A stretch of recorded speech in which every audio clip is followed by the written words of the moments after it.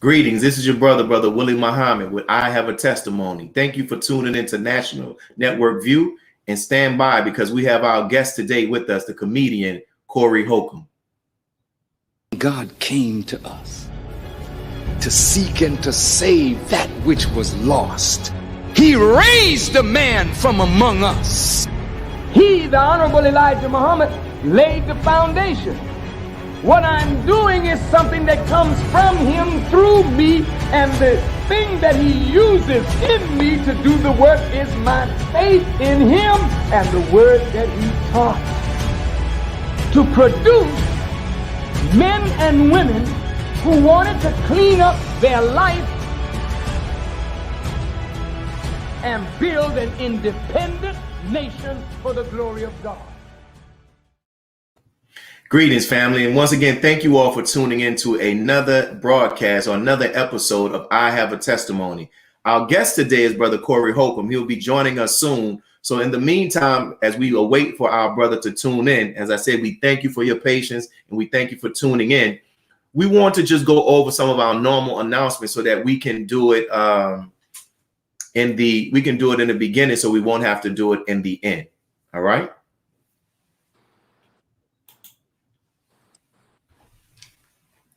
So as you all know, here in the city of New Orleans, we're working to pay off the mortgage for our building, and so that we can do more. Here in the city of New Orleans, you know, we deal with violence, with the gun violence. And one of the initiatives that we launched is Squash the Beef Hotline. And since 2011, here in the city of New Orleans, we've been able to successfully resolve over about 89 conflicts, ranging from small fights to people getting shot. And we're also helping to do this around the country. So when you help us, it would help us to be able to use the funds we will normally pay to a black bank to be able to better serve our community.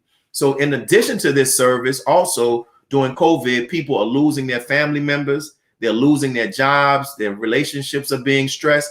If you need one of us to pray for you, or you need our prayer group to pray for you, please do so. We got word that our brother, who was one of our guests here, Brother Captain Emeritus Dennis Muhammad, was diagnosed with prostate cancer, and he sent me word that the doctor just cleared him and said that he's free from the cancer. But we submitted his name to our prayer list as well. So submit your information, submit your name, the name of your family members, and we'll definitely offer up some prayers for you. So today, brothers and sisters, we have our guest. He's here. And in preparation for this interview, I pulled up a quote by the comedian Eddie Griffin. And Eddie Griffin said the following about stand-up comedy.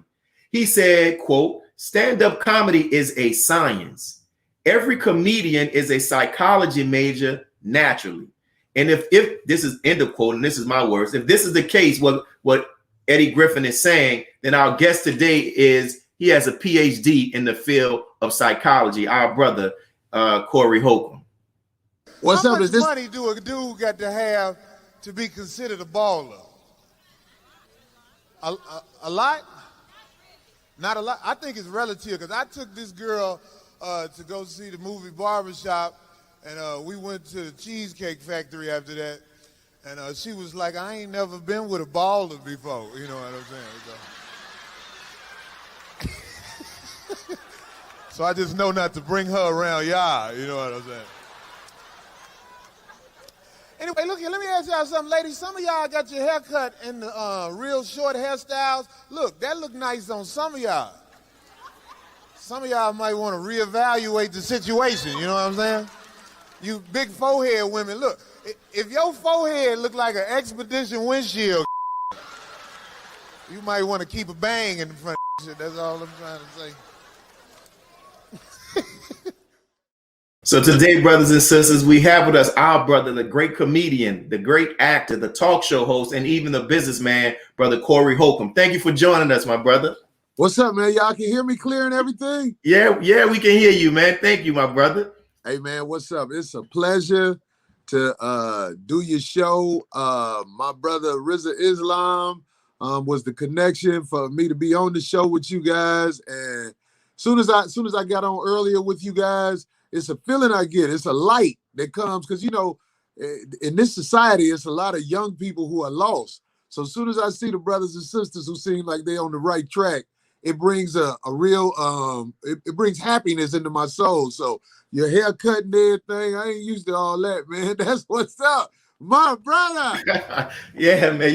You cracked some jokes on me and my staff before we started, but we take that. We understand. So I like to get right down to it, man. We'll get into this to the questions. My first question to you is, my brother, is first, how did you become interested in comedy as a career? It really was something that always called to me because I felt like there were situations where I stood out with some of the things that pop in my mind as people talk. And in grammar school, it's not good because you get on the teacher nerve. But as I got older and the teacher started laughing, I knew I was on to something. So it was always something that called to me, man.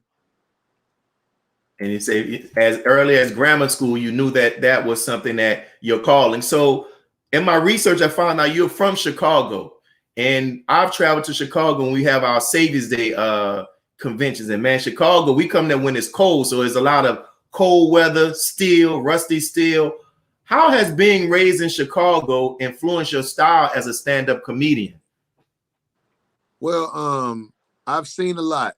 I grew up at Robert Taylor homes in Chicago, and then my mother got her Section 8. I think a lot of people know what Section 8 is. Then we moved to the north side of Chicago, where it was supposed to be the upper class folks, but they got the hood is everywhere.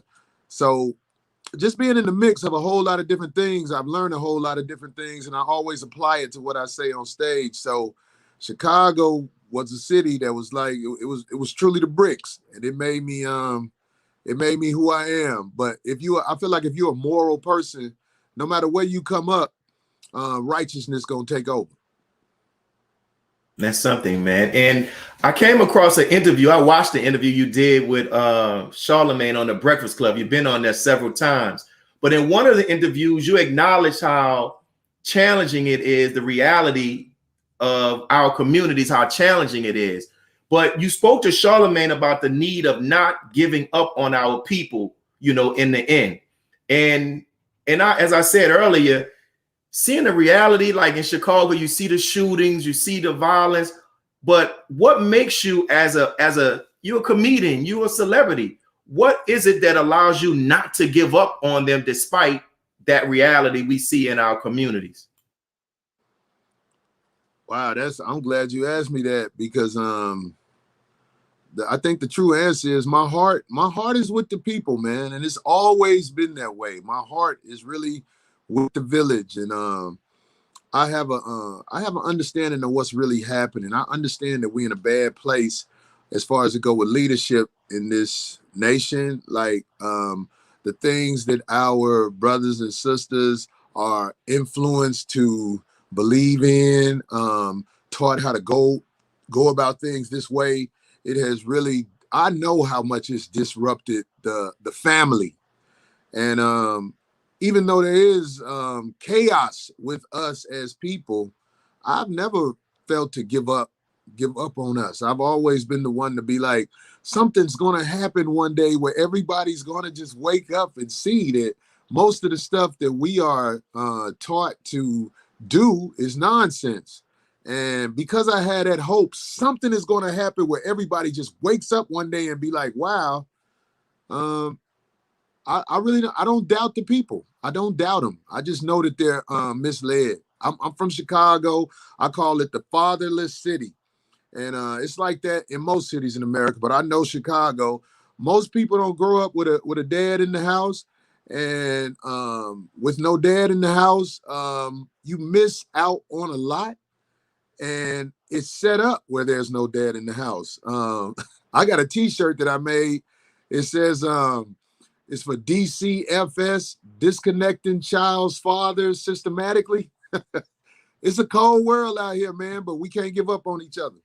And that's a beautiful spirit to have, brother. And that reminds me of just what the minister tells us about not giving up on our people as well. From my study of you as a stand-up comic, I can tell, brother, even in your interviews, that you are very comfortable and secure in who you are as a person.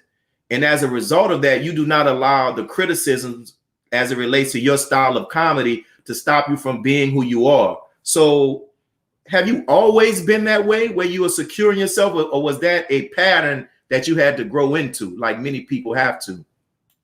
Well, I think I was always secure with myself, but as you live and learn, I confirmed my security within myself by different things that just came to me. An example is one day on 79th in Stony Island, I bought back then it was DVDs or whatever, and it was listening to the minister talk. And of course, being from Chicago, you've heard of the minister, you heard of Farrakhan, but I had never heard him talk. But from the second I heard him talk, it was confirmation that I'm not by myself in my thoughts and beliefs. You know what I'm saying? And it made me feel so good that somebody else was maybe talking the way I think. I was like, yo, this is good. I'm not alone. I just thought I was, because of the way we're taught in school and everything else. Even my mother's church, the people didn't think like I thought. But it's not because they're necessarily bad people. They're just, I look at them as the cattle, the sheep. And I say this stuff to say, like, throughout life, especially if you're blessed to live as long as I have, because I'm old. This is medicine in my hair. But no, what I'm saying, as you live, you learn, man. You things are going to reveal themselves to you. You're going to see things that help you understand what you need to understand. But acting on it is the thing you need to do. And if you want to know how to better yourself at acting on it, you have to make sure you're listening and surrounding yourself by people of positivity, people who are moral. Energy is real. If you're around somebody with bad energy, it's going to eventually bring you down. If you're around people with good energy, it's going to pull you up. Trust me, people with bad energy, you have to get away from them, or they can disrupt your belief system in a way where you can be held back tremendously. I agree 100%. And since we're talking about your stand-up comedy, like, I've seen you in your interviews where you talk about how sometimes people mistake your comedy as who you are as a person. And you talk about how you're really not like that. This is just comedy. So with that said, how do you respond to those who say that your brand of comedy is misogynistic toward women? I can respond by saying this. There's a message in what I do. And I don't expect everybody to catch it, but I can't slow down for everybody. But if you're trying to find out who a person is, first of all, never go off what the media say they are, especially mainstream media, because we know the mainstream media wants to make the people who are out to say something that could help the people a bad guy. Remember that. But if you really want to know who a person really is, I would say try to find out about the people who's been around him, because me, myself, philanderer may be a word that describes me, but a lot of women that I have gotten to know in my lifetime are still my friends. And I believe if you ask them who Corey was, they wouldn't tell you bad things about me. They may be frustrated because I didn't go along with the program they wanted me to go along with, but the people who are around you, they know who you are, and as a group, what they have to say about you means something.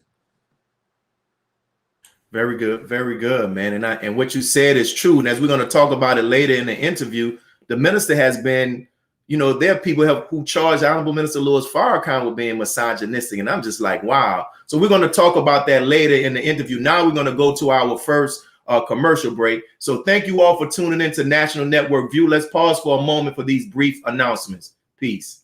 I thought Facebook was... Look, I ain't never met Minister. Be a part of the force that powers truth in journalism. Your support helps us to highlight solutions for a brighter tomorrow. Go to nnvnews.com/donate. This is Sister Sajida Muhammad. We are proud to announce that the Sajda House commemorative Elijah coins are finally here. This priceless heirloom, made from recycled copper from the messenger's home, is now available at sajdahouse.com. The hashtag #BankBlack social media campaign made strides not only in revolutionizing how we bank, but also how we think. The movement inspired thousands of African Americans across the country to transfer or deposit millions of dollars into Black-owned banks. These are banks that will invest in urban communities, employ African Americans, support Black businesses, and inspire Black home ownership. This is a very proud moment for our culture as we are taking small, but significant, steps towards building Black power through Black wealth. Please share your thoughts with us in the comment section below. Follow us on social media at NNV News, and please subscribe to our YouTube channel at National Network View. I am Anissa Muhammad with nnvnews.com.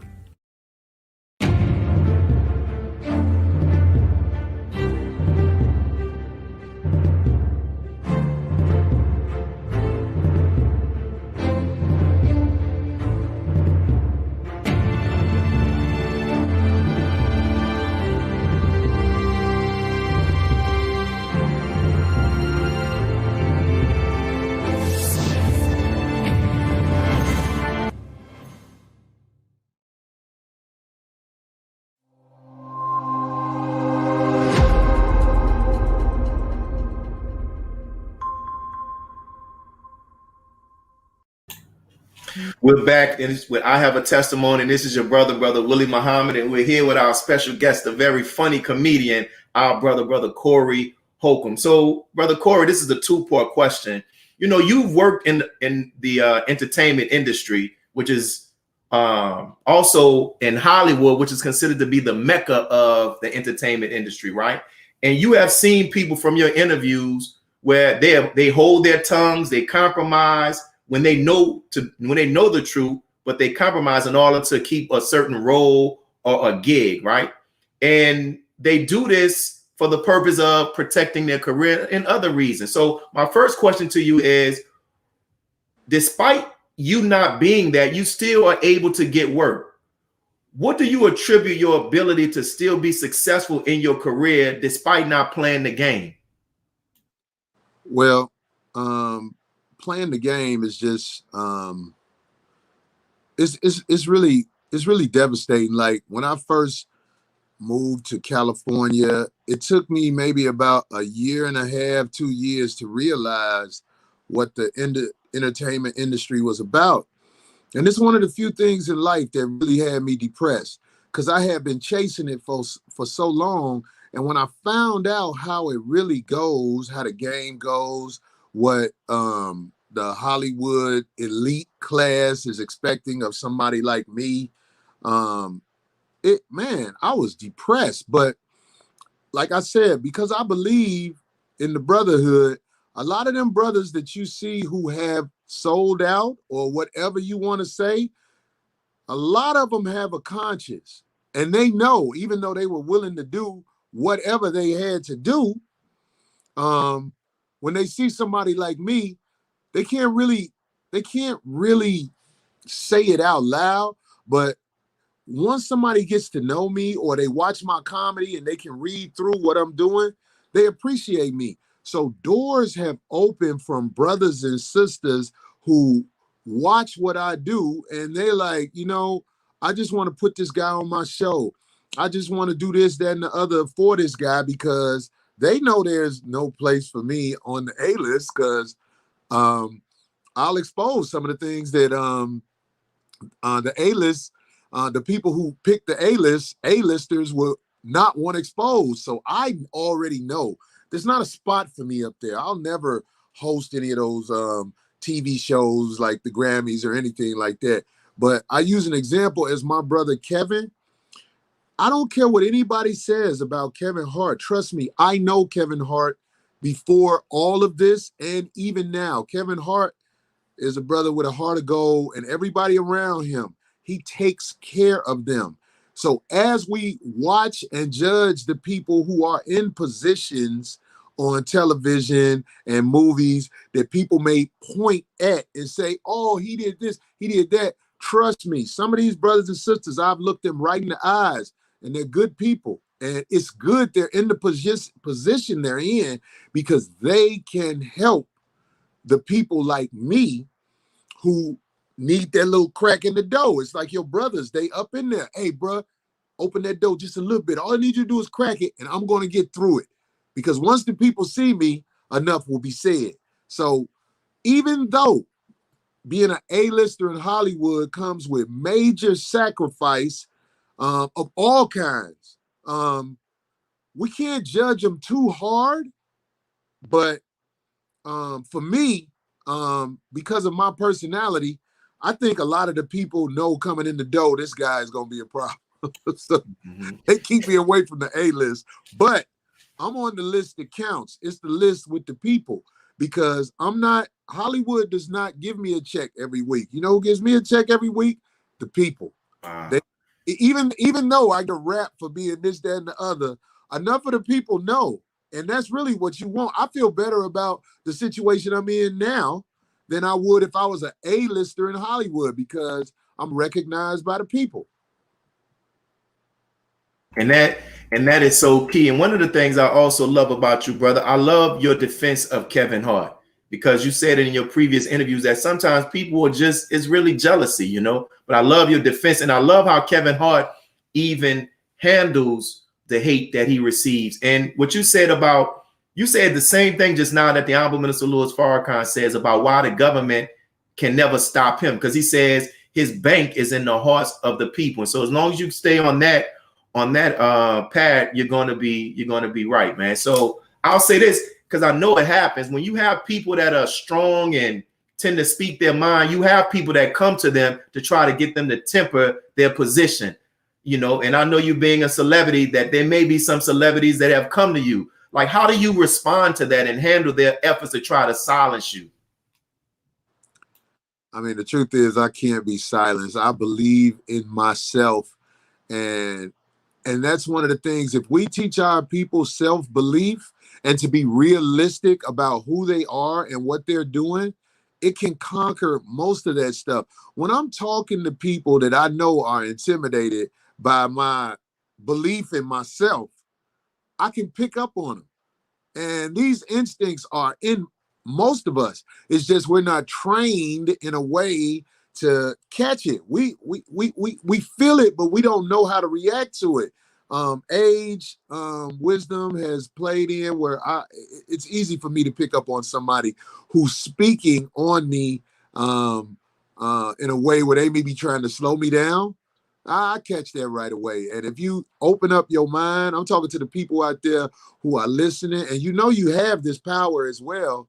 You just have to learn how to trust your instincts. I eat off instincts. I drove from Chicago to LA on a revoked license, and I'm proud of it, because I said to myself, yo, I'm gonna take a chance on myself. I'm gonna bet on myself. Trust your instincts. Be honest with yourself, and everything normally works out.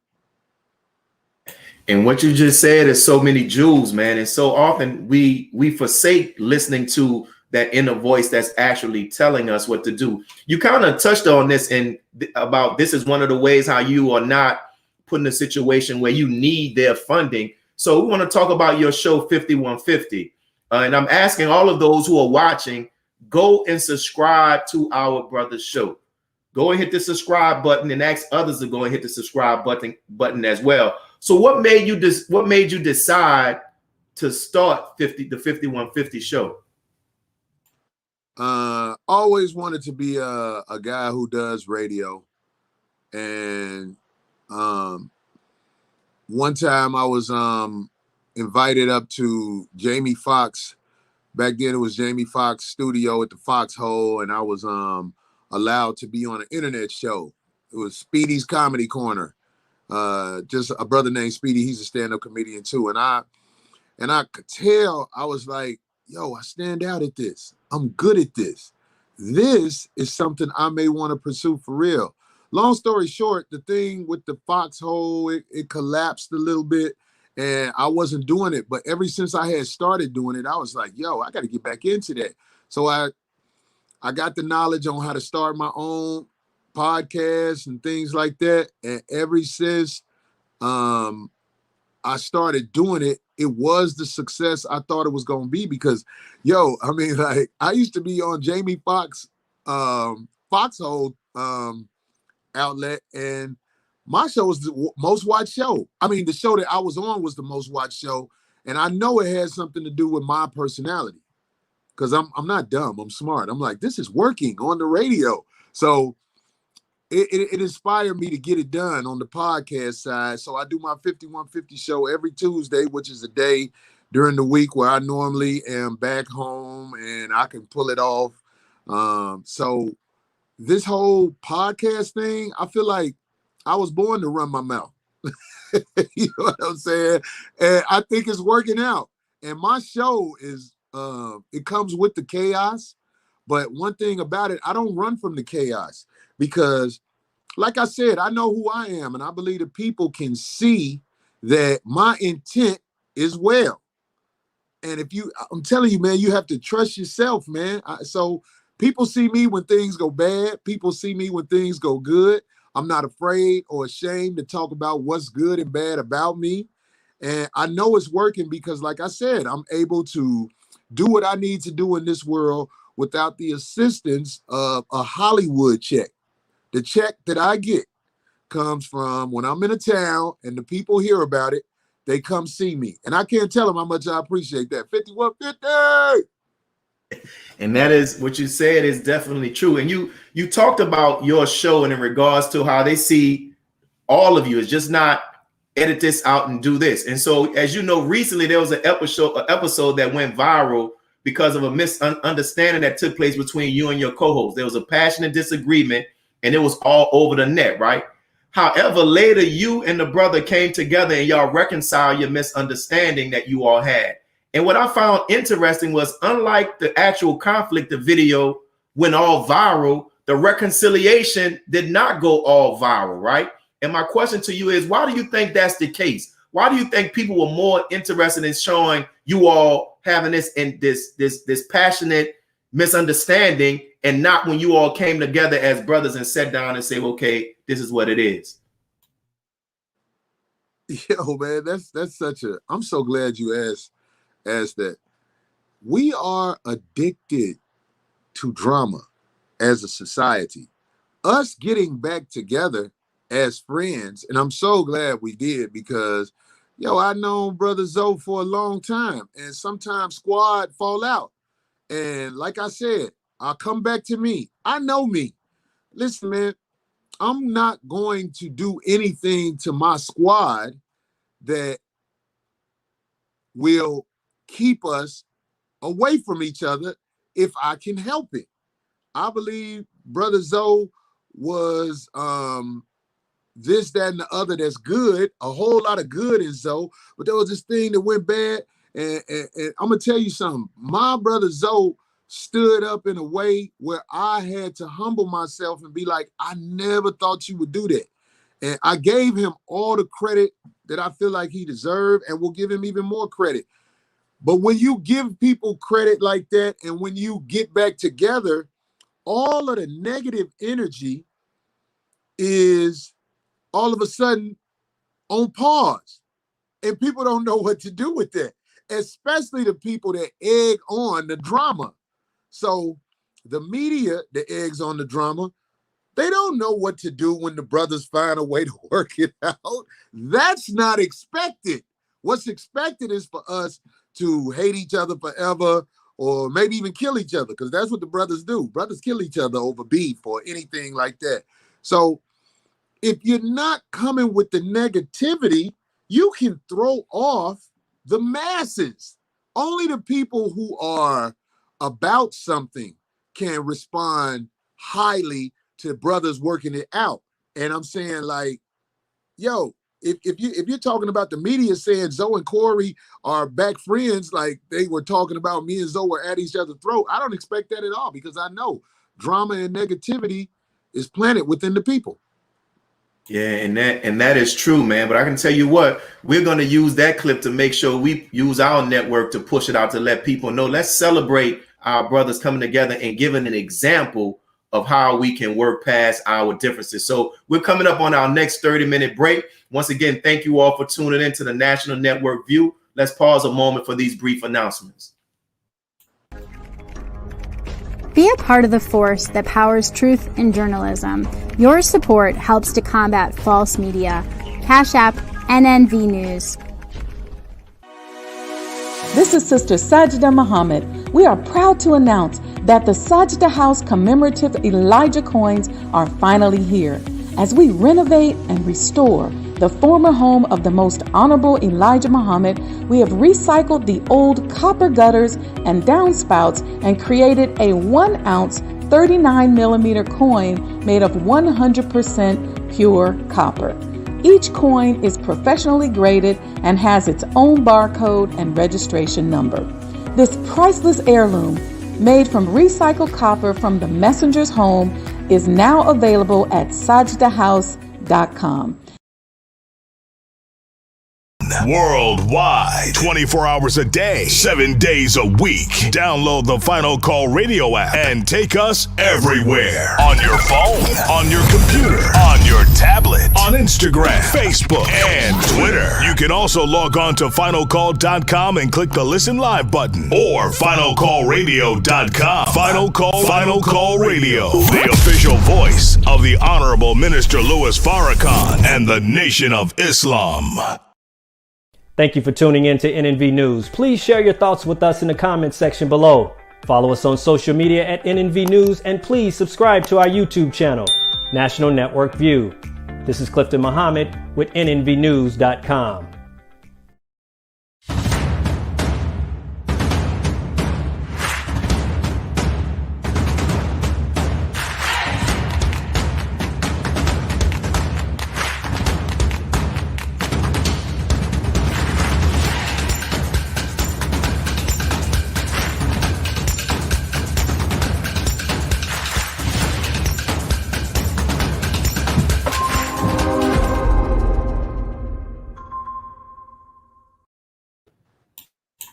And we're back. This is your brother Willie Muhammad. And once again, we're here with our guest, Brother Corey Holcomb. So, in addition to the realness of Brother Corey, and I'm speaking to the audience, in addition to his realness as a brother and as a man and as a comedian, another reason I'm keeping it 100 with you, why I like you, is because of your support of the Honorable Minister Louis Farrakhan that's shown in this clip.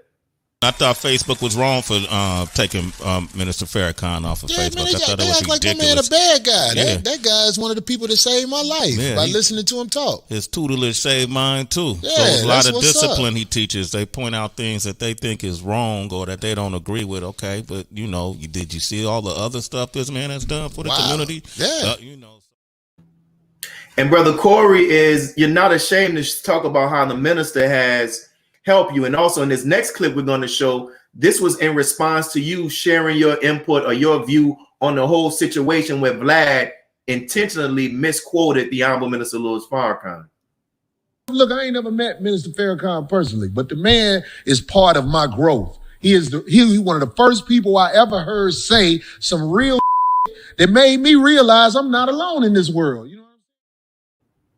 Wow. And so we'll start off talking about that. You said how the minister has saved your life, and I know he saved mine. Can you talk more about specifically how he did that? There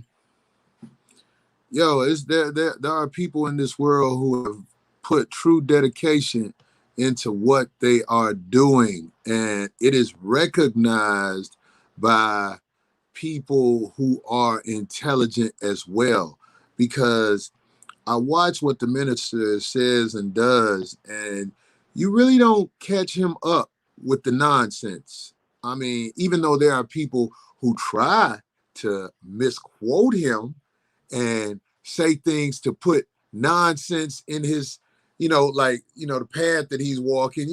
This is what he did. No. Those of us who are smart, we know how it goes and we catch what people do. So because the minister has put real effort into what he does, real discipline into what he does, and his natural ability, a guy like me who had never heard him speak, though I had heard of him, who I heard him speak one time, and I knew this is someone you should probably listen to. And I will say to those out there who's watching this interview right now, if you haven't listened to the minister speak, I'm telling you, it's like you should, because your eyes can be opened in a way where you walk a different path by listening to what another human has to say. And this is a human that you should listen to what he has to say, because the facts and a lot of things that you need in a person's mouth is coming out of this man's mouth. I'm telling you, and it's hard to really catch my ear because people talk all the time and I listen to people, but it's really going in and out. If it sticks inside of my head, it must be something really special being said. So I'm saying this to the people out there who are looking for a reason to be elite, to be what you need to be as a human being while you're alive on this planet. You should listen to people like the minister, because I heard him one time, and after I heard him one time, I was like, yo, well, here it is. Here's the guidance I've been needing my whole life that it's really hard to find access to. The guidance they have for you now, they play it on these televisions, on these cable channels and everything. And trust me, you do not need to soak that information in. You need to let that information come in and learn how to decipher what's being said. And if you listen to somebody like the minister, he can help you with that. So trust me, I heard him one time and I knew, oh, okay, I'm good now. Wow. Thank you for those words too. And we talked about, Sway mentioned how the minister was being taken off of Instagram and Facebook. What are your thoughts as it relates to like the reasonings behind that? What would you say from your perspective? The reason he was taken off Facebook and all those social media platforms is because he can disrupt what Facebook and all those social media platforms are designed to do, and that's misguide the people. If you listen to the minister, he can offset the intent of a Facebook, the intent of an Instagram, because he will show you what you need to know, and the truth is recognized, man. People will be like, yo, what they're doing is nonsense. I'm going to tell you something. The reason I have been allowed, that word allowed is real. The reason I have been allowed to stay on YouTube as long as I have is because I'm hiding out as a comedian. If the people from YouTube watched what I had to say, they would deem that bad business and get rid of me as well. They got rid of the minister a lot faster than they got rid of me because his message is recognized quick because he's not coming under the cover of comedian. I'm just hiding under this comedian cover. They gonna get me eventually too. Oh man, well you definitely are doing your thing. And the title of this show is I Have a Testimony. And one of the reasons why we did it is to give people who've had the interaction with the minister or who've been able to see the minister, even though they may have not met him like yourself. But and I do see you meeting the minister one day soon. I just feel it. And so we give people the opportunity to, and let me say this, brother, you to me have the same courage of the Honorable Minister Louis Farrakhan. And to me, when you said earlier about your love and not giving up on our people, man, that's the same love that the Honorable Minister Louis Farrakhan has. So it's no coincidence to me that you have that, you see the minister in the way that you see, because you have that love and you have that courage to speak and say what needs to be said. So as I was saying in the question, we ask people to share about the minister. If you were asked to talk about 3 qualities of the Honorable Minister Louis Farrakhan that you would think the world should know, what would be those 3 qualities of the minister that you think the world should know about him? Honesty, passion, and confidence. And when we see our leaders with those qualities, man, we're in a good place, man. We're in a good place, man, because honesty, first of all, the courage to tell the truth for any human being is very, very difficult, because the life we live, a lot of times, we do not want people to know who we are. And when I say people, I'm not talking about strangers. Most men I know do not want the woman they claim to love to know who they really are. That is a problem. That is a problem in our society. So being honest, as I feel like my brother Minister Farrakhan is really the number one quality I look for in people, who has the courage to tell the truth. And like, this is how you know somebody telling the truth, because you never hear about them getting caught up in nonsense. I you know what I'm saying? My time on this planet, I see brothers get caught up in nonsense, and I understand it because we only human. But my brother, you never hear about the nonsense, and that's because he must be living his truth. Just like me, my flaws, I put them out there before somebody else put them out there. And the reason I put them out there first is because when somebody else thinks it's something new, the people can say, oh, well, he already said that about himself. You know what I'm saying? And these are strengths that I learned by, surprisingly, listen to this, the minister and some brothers from the street also told me this, brothers who don't really lie. I'm talking about pimps. We can get knowledge from people that you don't expect to give you the knowledge that can help you through life. But I'm telling you, honesty is the thing we all need to work on, especially us men out there. And I speak for most of us when I say this, who don't have the courage to tell your woman who you are. That's powerful, man. And I'll share this to let you know just how real the minister is. I've been blessed to be in the presence of the minister several times. And the way that the minister is in public, he's 1,000,000 more % that way in private. One time we were in the city of Houston, and the minister asked a brother about T.D. Jakes. He said, how's our brother T.D. Jakes in Houston, the great pastor? And the brother was about to share some gossip that somebody had shared with him about T.D. Jakes. And before it can get out, the minister stopped him. The minister said, let me stop you. Now, mind you, the minister stopped him from saying stuff about T.D. Jakes, who is not, publicly, he doesn't come out and support the minister.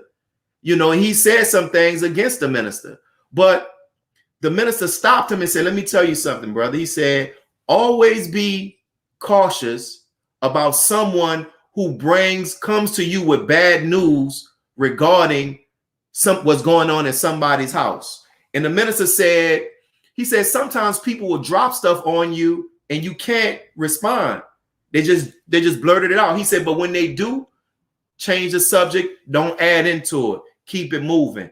And this is the way that this man is in private. But I'll share one more story with you. You see the minister security team. So one day they was in a private meeting. The minister was talking to the brothers, and the minister asked the brothers, he said, would you all like some water? And the brother said, yes. So the minister asked one of the brothers, go and get everybody some water. Somebody came back. When they came back, they had Fiji water for the minister. That's considered like the good water. But they had like Mountain Peak for everybody else. So while they were handing the water out, the minister stopped him and said, brother, he said, why do they have Mountain Peak and I got Fiji water? Are you trying to say that I'm better than them in some type of way? And the minister scolded the brother that did that. But the principle that he's constantly teaching is that, and the minister believes this, brother. He not making this up. He sees us as being greater than himself. This man is not making that up. So I wanted to share that story. We're going to go to this next break. Go ahead. I'm glad you said that. It's like, it touches me because I know, I believe it. I trust my instincts on who this man is. I've never met the minister personally, but when you tell me stuff like that, it doesn't shock me. I believe in this man, just like I was taught to believe as a young age in somebody named Jesus Christ. Now, I ain't never seen Jesus Christ. To me, he ain't came through. He's an absentee father. But my brother, the minister, that story you just told me right there, man, it touched my heart. Because, see, that's real to me. And I believe what you just said. And Brother Corey, there are so many. But let me go to this break. There are so many I can share that I've witnessed myself. So we're going to go to this break and then we'll get ready to wrap it up. But, man, thank you again. So we thank each and every one of you all who are tuning in. We thank you all for your comments. Let's pause for these brief announcements and we'll be right back. Be a part of the force that powers truth in journalism. Your support helps us to highlight solutions for a brighter tomorrow. go to nnvnews.com/donate. He anointed our head with oil till our cup runneth over. He who, Master Farrakhan, Muhammad, that is he. Greetings from National Network View. This week's Final Call cover story headlines: Stool Pigeons, Sellouts, and Ops. As informants and traitors are essential tools in the plots to destroy black leaders and organizations, what can we learn of this treachery? And what do we need to know about government agents that wreak havoc in our community? The question is, why do they always go about this work? And what is the Judas factor? The Final Call Volume Number 20 middle page article by the Honorable Minister Louis Farrakhan highlights the greatness of the Savior, Master Fard Muhammad, to whom all praise is due forever. Happy Savior's Day. To read more, subscribe to FinalCallDigital.com and tune in to the all-new Final Call Radio. This is the NNVNews.com Final Call Cover Report.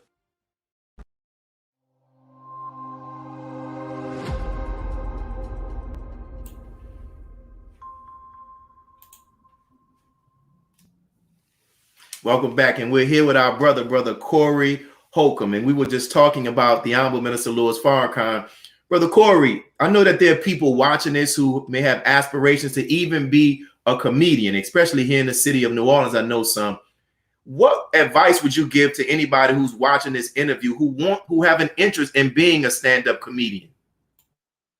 Being a stand-up comedian, being a internet host, all of that stuff. Listen to me. Most of the time, it doesn't come easy, but anything is possible if you have honesty within yourself. Because if you don't lie to yourself, you're not going to do nothing that you're not supposed to be doing. So if you have aspirations to be a stand-up comedian, pursue it. Go hard with it. And you can't listen to people in your life that are in your life because you want them to be in your life. You listen to people that are in your life because that's where they want to be, not what you want. Want is a weird word. Most of the stuff you want ain't no good for you, man. So just remember that when you chasing your dreams. Want, what do I want? The only thing you want is the goal of being what you're trying to be. All the rest of that stuff, most of the time, it's just stuff that you collect and put in the storage and just pay for it, and it ain't even worth it no more. Man, take things, man. Don't be scared. It's dark out here, but don't be afraid of the dark. Learn to walk in it. I gotta ask you this question. I stumbled across this. Man, how did you end up on Jerry Springer? Yo, man, Jerry Springer is filmed in Chicago. And we followed this comedian brother named Damon Williams from Chicago up there. And next thing you know, man, we was on the show acting a fool because back then they used to ask the audience questions. So can you imagine when they asked me a question, those talent scouts went and got me right away. They said, get that guy. And then they had me on the show and they set me up so good. I can't do nothing but laugh about it because the first time I was on, I had to act like I liked this girl. And yo, when I was getting ready to walk on stage, this dude put some roses in my hand. It was funny, man. It was my first taste of Hollywood. Hollywood is cruel. Before you know it, you've done something you're not going to be proud of later on. So get ready for that. But I am glad I got the experience. And as you said, the way you are now, you were the same way even on Jerry Springer. You was keeping it 100. So how can people how can they purchase your merchandise and even follow you on social media? Because I don't know, do you have an Instagram account? I have an Instagram account and I let my people run it a little bit. There's people out there with fake Instagram accounts and all that. But let me tell you something about the 5150. That's my thing. Just Google Corey Holcomb 5150 show. And, we sell merchandise. A lot of times it's crazy jokes or thoughts that I have on there.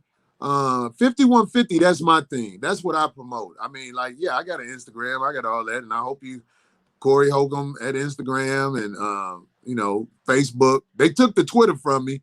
I spoke up too much on Twitter. But the 5150 show, that's how to find out what's going on with Corey Holcomb. You mentioned earlier about how you hope that some people see the messages in your comedy. So as we get ready to close on this last question, what are the messages that you're trying to put out in your comedy? Because I think comedians are highly intelligent, man. Yeah, there's very important things that I feel like we need to know. Just because it's not Gorilla Glue, you still don't need to put glue in your head. I say that to the sisters who are addicted to glue in their head and things like that. I'm saying that in a joking way because sometimes I put products in my head. I say that to try to get a laugh up out of the people, but I say things that are inside of my mind, and I try to be as blunt with it as I can. And come on, man, if you're intelligent, you know what to do and you know what not to do. So pay attention and don't be insecure and sensitive about what you heard from a stranger. Brother Corey, man, I thank you, brother, for taking the time out because I know you have a very busy schedule. Once again, to those who are watching this, please go and subscribe to what our brother said, 5150 on YouTube, and support him. Support him. Whatever you see he's doing, support him because he keeps it real. So thank you, my brother. And if there's any time you're in the city of New Orleans, don't hesitate to holler, man, so we can link up to help you here in the city. Okay, I will. And I'm proud of you and your people, man. Y'all keep doing it, man. We really need the young brothers who head is screwed on right to be seen because they're not going to show you in the mainstream. They show us through the back door, but this back door is getting bigger and bigger. So keep doing what you're doing, man, until that back door, they ain't even got a door to fit it no more. You just out there.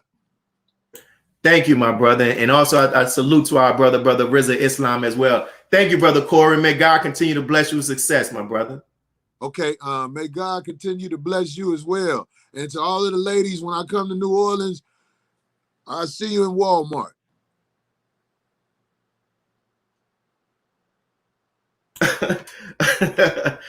Oh man, the Walmarts in New Orleans are wild, y'all. They do all type of bounce videos and everything. So we'll get ready to close out. Before we close out, we're going to make an announcement. On next Sunday, we won't have a show. It's Savior's Day weekend, so we won't have a show. We'll be starting back inshallah on March the 7th with a special guest. We want to confirm it.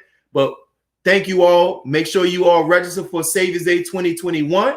And we thank you all for we thank our brother Corey Holcomb for coming in. Thank you for tuning in to I Have a Testimony. Continue to please share, post your comments, follow us. Make sure you subscribe to our YouTube channel, NNV News Network. And this is Brother Willie Muhammad. Peace. God came to us to seek and to save that which was lost. He raised a man from among us. He, the Honorable Elijah Muhammad, laid the foundation. What I'm doing is something that comes from him through me, and the thing that he uses in me to do the work is my faith in him and the word that he taught. To produce men and women who wanted to clean up their life and build an independent nation for the glory of God. Be a part of the force that powers truth in journalism. Your support helps to combat false media. Cash App NNV News.